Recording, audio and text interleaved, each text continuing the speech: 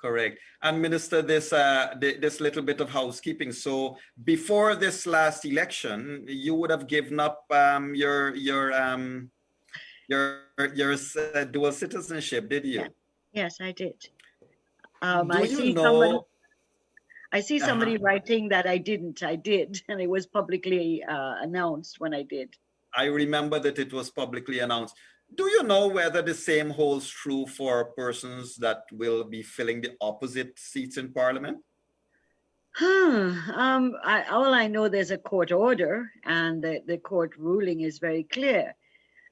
First of all, nobody should have been on the list of candidates for any party that had dual citizenship of any kind.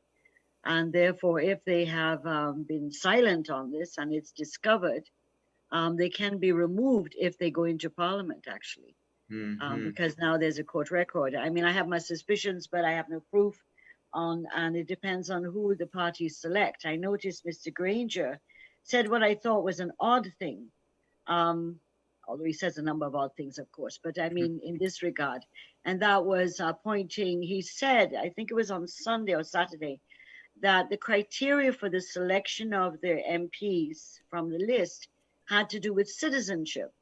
And I thought that was a very odd statement, because this should have been resolved before you put in your list.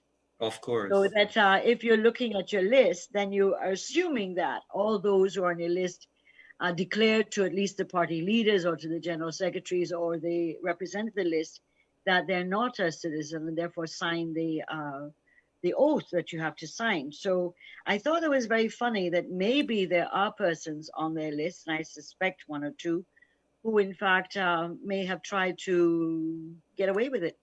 Right. Well, yes. And one of the things, I mean, I don't want to put you on a spot, but one of the things we do know was that I believe number 38 on their list was David Hines. And I think, you know, persons like David Hines to have been on the list, they ought to be therefore living in Guyana at this stage, but we don't see them around. Well, again, you have this, remember the whole court ruling on residency. And so... Yes. So you have the issue of residence. You can be on the list. You can be on a voter's list, even though you may not live in Guyana. So technically, he is covered.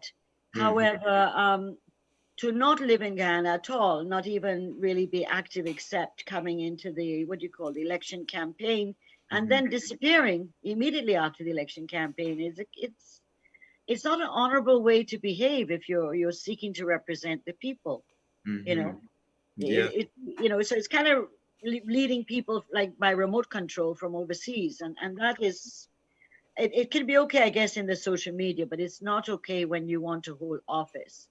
Correct. You have to be here and be with the people and know what their issues are and be accessible to them and be scrutinized by them, because that's what public office is about.